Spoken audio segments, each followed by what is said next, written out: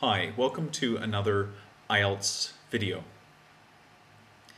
In this video, we are looking at 9 words that can help to enhance the academic tone of both your speaking and writing.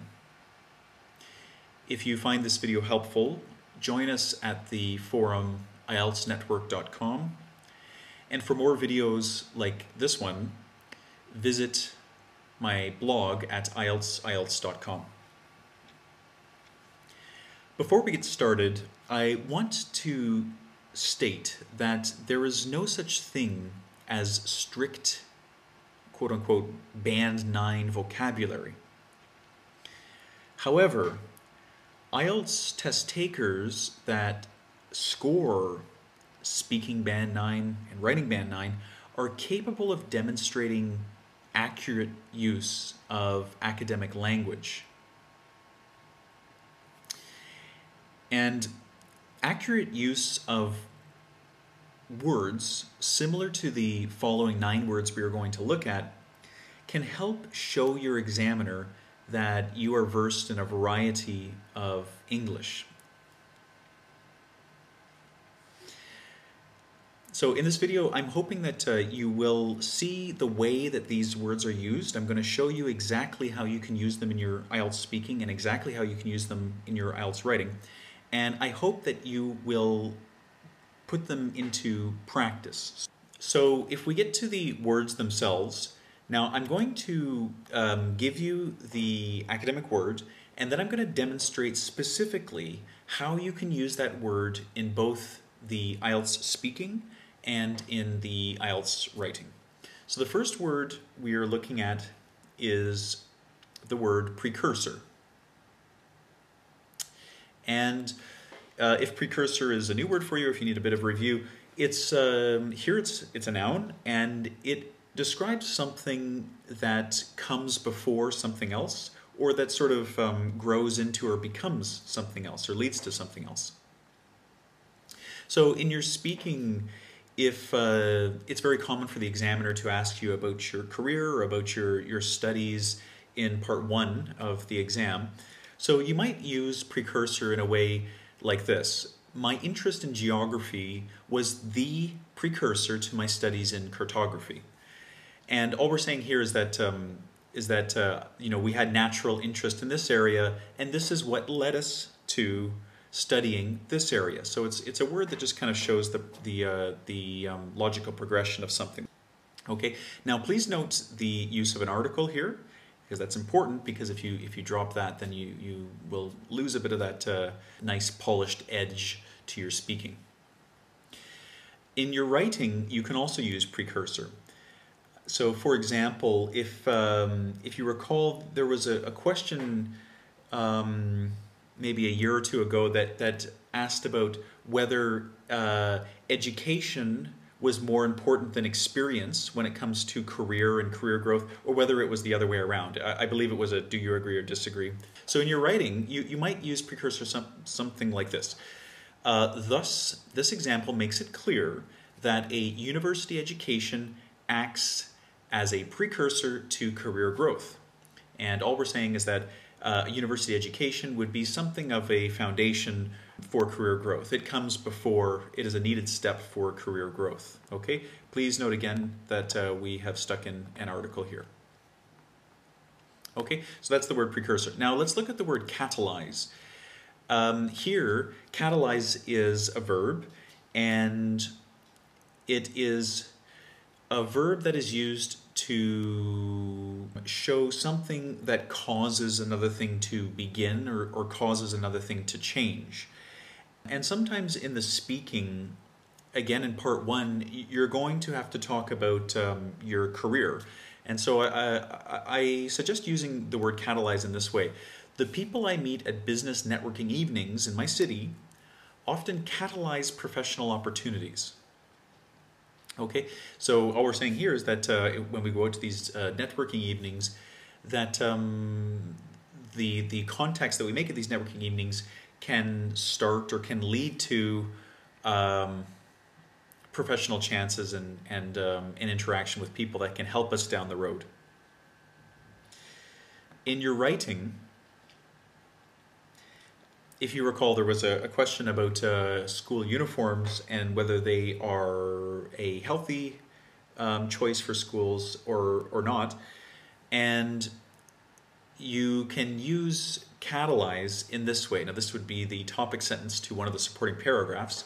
So firstly, uniforms catalyze better classroom behavior among students. Okay, it's just an academic way of saying sort of lead to or connect to or cause. Okay, so that's the verb catalyze. And I'll just put the noun here too. If you're interested, it's catalyst. So, and typically the phrase would go something like acts as a catalyst. Okay, so uniforms act as a catalyst for better classroom behavior among students. Okay, word number 3 is linear.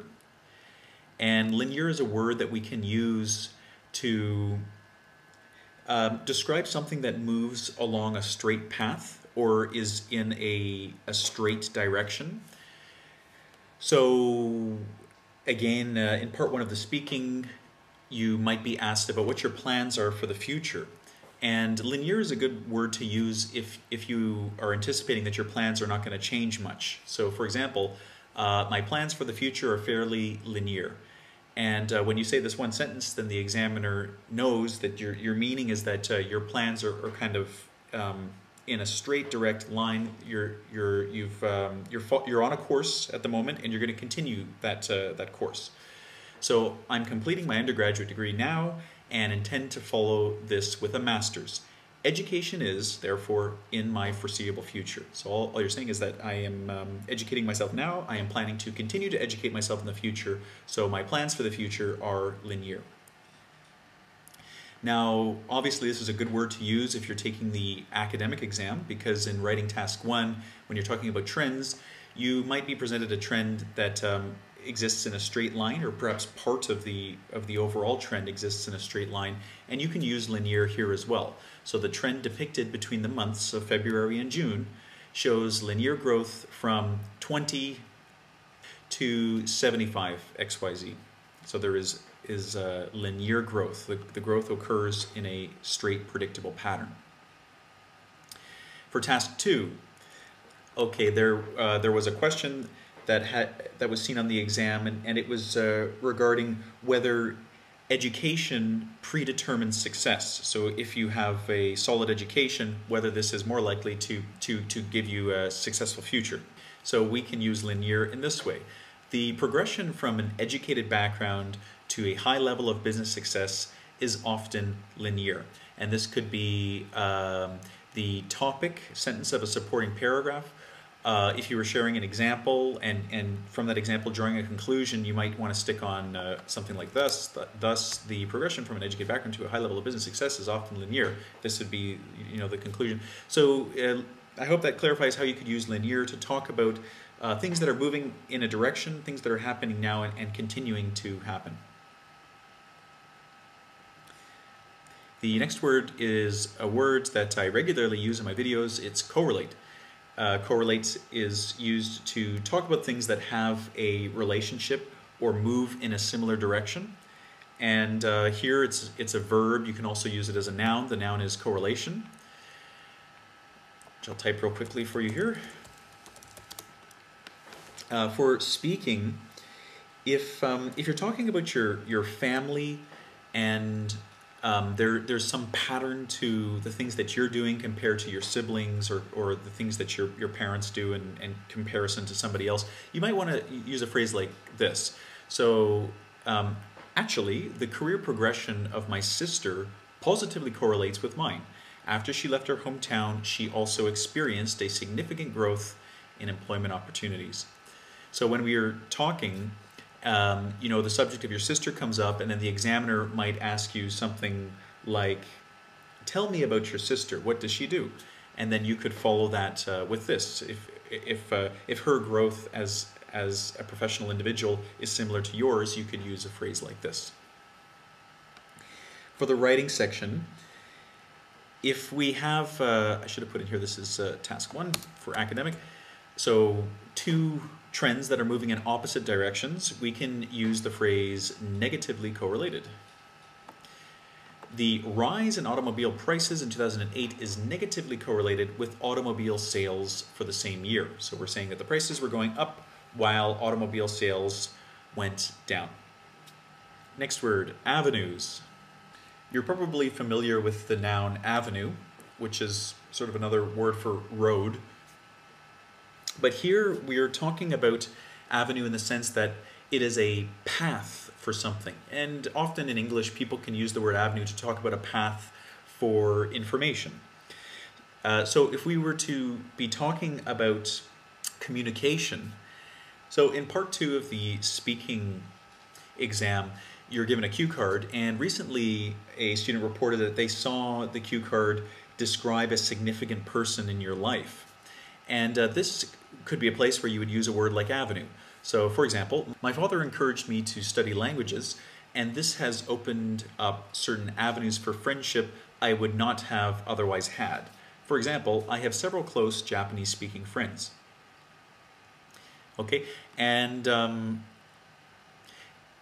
when you use a phrase like opened up certain avenues, you're basically just saying it gave me the chance. It's sort of a nice academic way of saying that because I study languages, I was able to create this channel in my life that gave me new and fresh opportunities.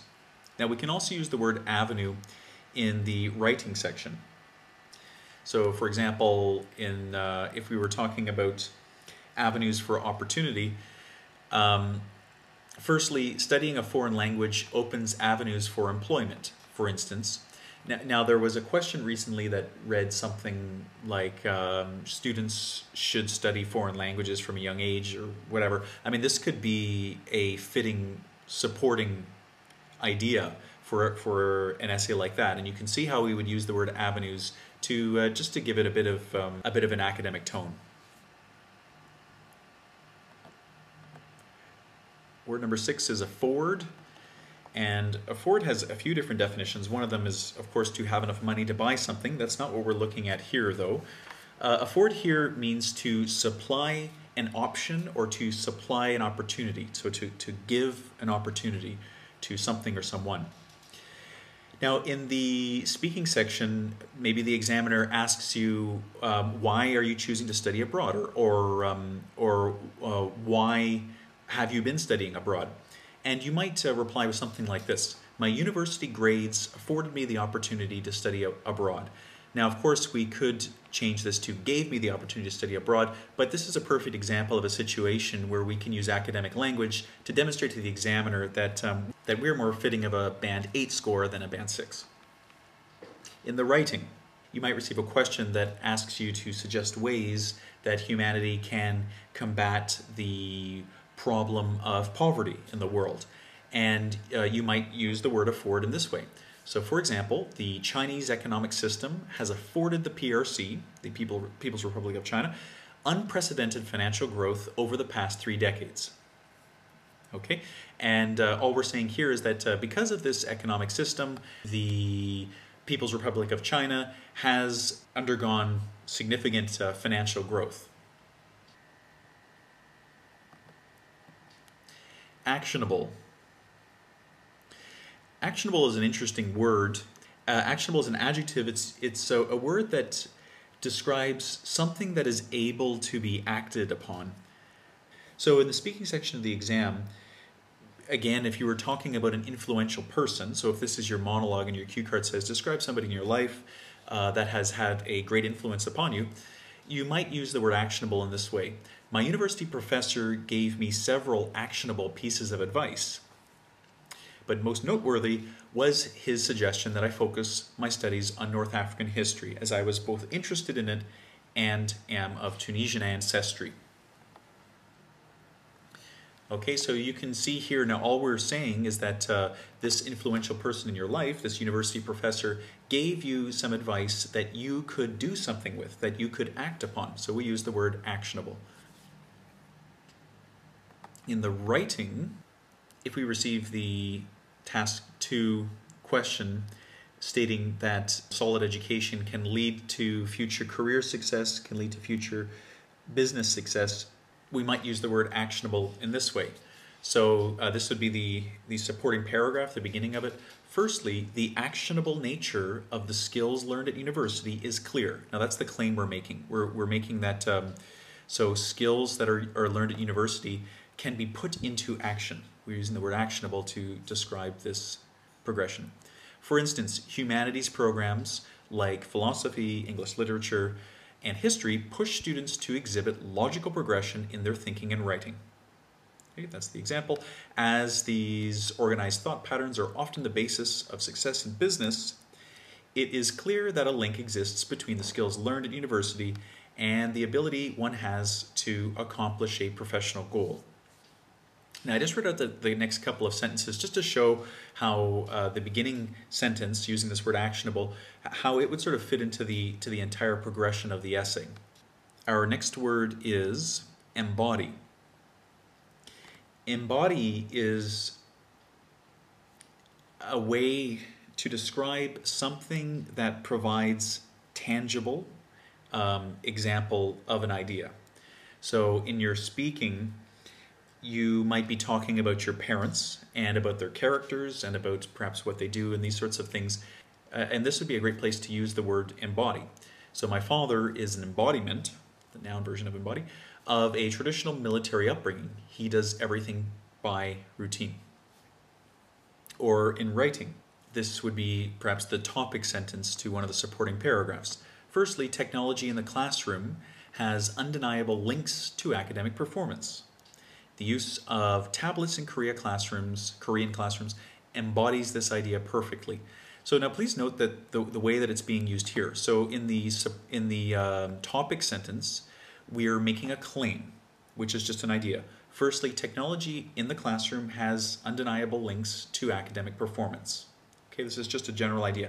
Now we're tying this idea to something tangible in the real world. We're talking about tablets in Korean classrooms. Okay, so because we're taking this first idea and then we're tying it and showing it directly in true to life language and a true to life example, we use the word embody. Now let's continue to the last word, fortify. Fortify is a verb. It means to make something stronger, and there are several different areas in your speaking and writing that you can use this in the IELTS. You might use fortify in this way. I'm taking courses in the evening after work to fortify my professional skills. So all we mean here is that perhaps I'm already a professional, I'm already strong in certain areas, but I want to strengthen even more. And fortify is a good word to use to describe this. So something that already has a foundation in something, but is being strengthened even further. For the writing, the word fortify can help to qualify the strength of an example. So here we have the final sentence of an essay, or the discussion sentence of an essay. Thus, the fact that successful attempts are being made by other developing countries to replicate China's growth fortifies the argument that the Chinese economic model is one that accelerates the elimination of poverty in undeveloped nations. Let's just take the first part here. Thus, the fact that successful attempts are being made by other developing countries to replicate China's growth. That's the first half of the sentence. So, other countries are using China's pattern and experiencing positive results. Now, because that's happening, this fortifies, this strengthens the argument that the Chinese economic model is one that accelerates the elimination of poverty in undeveloped nations. All we're saying is that we're arguing that the Chinese economic model is a strong one and should be replicated in other parts of the world, and this first part fortifies this position. Okay, so I hope that I didn't move too quickly through those words, but I know many of you are already familiar with these words. You just maybe want to have a look at how you can actually apply them to your IELTS. Please try your best to use these words over the coming week, and maybe even consider writing your own sentences with these words in the comment section of this YouTube video. That could be a great exercise. We could start some conversation about the words. I hope that video helps you enhance the academic tone of your speaking and writing. Thank you for listening and have a nice afternoon.